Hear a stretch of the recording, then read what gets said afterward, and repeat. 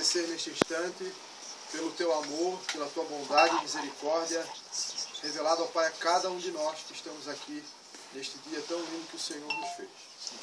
E queremos, ó Pai, também render-te toda a glória e toda a honra, porque se estamos aqui foi porque o Senhor nos trouxe, o Senhor permitiu que aqui estivéssemos, ó Pai, para nos congregarmos com Paulo, com a Marli, com todos os seus familiares. Obrigado, ó Pai, por esta oportunidade que nos dás. Obrigado por vermos o Teu cuidado sobre a vida deles e sobre a vida de cada um de nós, ó Pai. Obrigado pelos filhos do Paulo e da Marli. Pedimos que o Senhor os abençoe, que o Senhor fortaleça cada um deles, ó Pai, onde quer que eles andem. A Bruna, ó Pai, que não está aqui conosco, com seu esposo, seu filhinho, que o Senhor os abençoe também, aonde quer que eles estejam. Ó Deus, Tu tens sido Deus presente não somente na vida deles, mas na vida de cada um de nós que estamos aqui. E nós queremos Te agradecer por isso.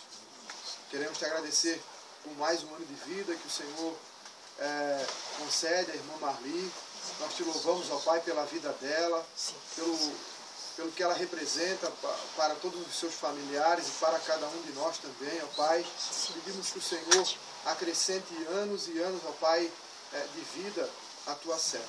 Que todos os anos de sua vida ela possa, ó Pai, reconhecer a Tua bondade, o Teu amor e a Tua misericórdia sobre a vida dela.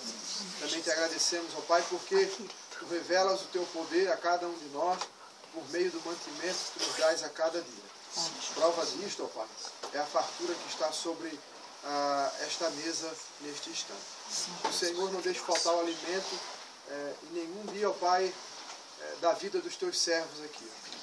Que todos os dias de nossas vidas nós possamos experimentar o Teu cuidado, a Tua bondade para conosco, tendo com o que nos alimentar, ó Pai, por obras das Tuas mãos. Fica conosco, ó Pai, neste dia, no restante do tempo que ainda passaremos aqui juntos.